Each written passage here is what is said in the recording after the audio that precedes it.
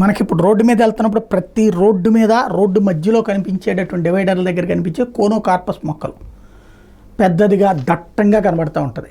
అయితే తొందరగా పెరుగుతుంది, తొందరగా కొమ్మలు నరకడం ఇవన్నీ చూసాం. అయితే ఇప్పుడు అలా కాకుండా చెట్లే నరికేశారు. మొన్న మధ్యన పవన్ కళ్యాణ్ వీటికి సంబంధించి పర్యావరణ హితం కానివి అని చెప్పి గుజరాత్లోనే ఎక్కడో నిషేధించారని చెప్పాక కొన్ని చోట్ల కొట్టివేశారు.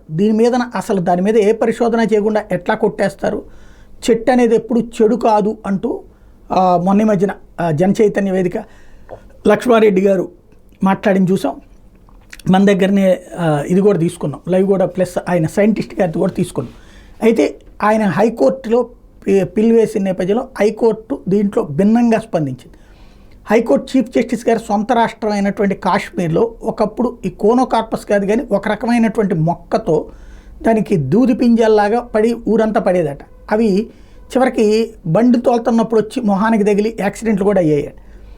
అట్లాంటిది పొల్యూటెడ్ ట్రీస్ కూడా ఉంటాయి.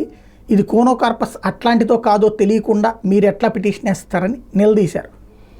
రెండవది, అక్కడ ఎన్ని కొట్టేశారు అని మొన్న ప్రభుత్వానికి నోటీస్ ఇస్తే ప్రభుత్వం ఏమో క్లియర్గా 645 చెట్లను కొట్టేశామని ప్రకటించింది.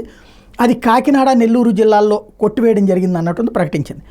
ఈ నేపథ్యంలో అవి దానికి సంబంధించి అంటే ఇటు పక్కన లక్ష్మారెడ్డి తరపున న్యాయవాది ఏమో అట్లాగా కొట్టేయడమే తప్పు, ప్రభుత్వంగా చేయడం అధికార యంత్రాంగం చేసిన అతిపెద్ద తప్పు అన్నటువంటి ప్రస్తావిస్తే, అది చెట్టు మంచిది కానప్పుడు ఏదైనా కొట్టేయచ్చు, అది మంచిదో చెడ్డదో కాదో అన్నది నిరూపించడానికి ముందు ఒక నిపుణుల కమిటీ వేయమని చెప్పి పిటిషన్దారు అడిగితే కౌంటర్ వేయమని చెప్పేసి కోర్టుని ఆదేశించింది.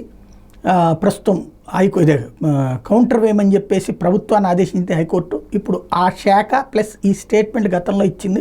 ఈవెన్ మొన్న మొక్కలు నాటే రోజున కూడా కోనోకార్పస్ చెట్లు గుజరాత్లో నిషేధించారు, మనం కూడా ఇక్కడ ఉండడానికి వీల్లేదని చెప్పిన నేపథ్యంలో పవన్ కళ్యాణ్ ఆ శాఖ కీలకమైన వ్యక్తి కాబట్టి పర్యావరణ శాఖకి ఇప్పుడు ఆయన టీం అంటే ఆయన శాఖ ఏమి అఫిడవిట్ వేస్తుంది కోర్టులో చూడాల్సి ఉంది.